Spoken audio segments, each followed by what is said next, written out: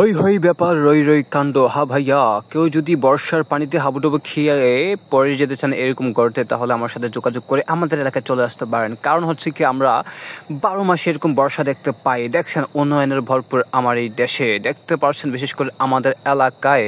হ্যাঁ ভাইয়াও, কেউ যদি এরকম বর্ষার পানিতে শাওয়ার করতেছেন, আমার সাথে যোগাযোগ করেন। মাত্র টিকিট 20 টাকা, 20 টাকা, 20 টাকা। দেখা লবেন, বাইসা লবেন, বাইসা লবেন, দেখা লবেন। থুকু কথা হচ্ছে এটা না, কথা হচ্ছে কি ভাই, আমাদের এই এলাকায় বা এই অঞ্চলে 12 মাসই বর্ষা আমরা এরকমটা দেখতে পাই। এই গার্মেন্টস ফ্যাক্টরিগুলোর হাগমতার পানি যত কিছু আছে সব কিছু আইসা এই ড্রেনের উপর পরে, স্থুকু কি কই, রাস্তার উপরে পরে, রাস্তার উপরে পড়া এই দেখেন আমাদেরকে এইভাবে ওয়াশ করে, বাংলা ওয়াশ দেখতে পাচ্ছেন।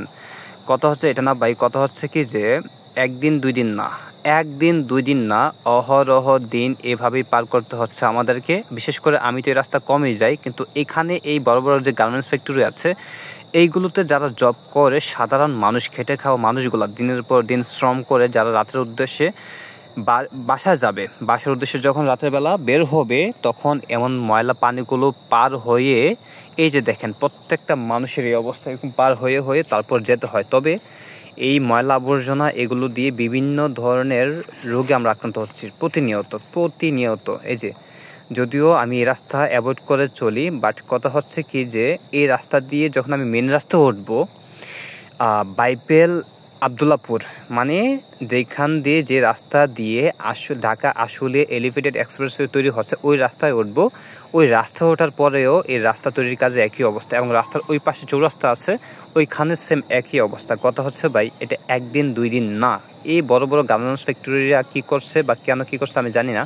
মানে এগুলোর মানে কাপড় ওয়াশ করার যে ময়লাগুলো থাকে, দূষিত ময়লাগুলো, হ্যাঁ, এই যে টয়লেটের আবর্জনাগুলো থাকে, এই যে দেখেন প্রত্যেকটা স্ল্যাবের ফাঁকি দিয়ে এভাবে পানিগুলো বের হচ্ছে।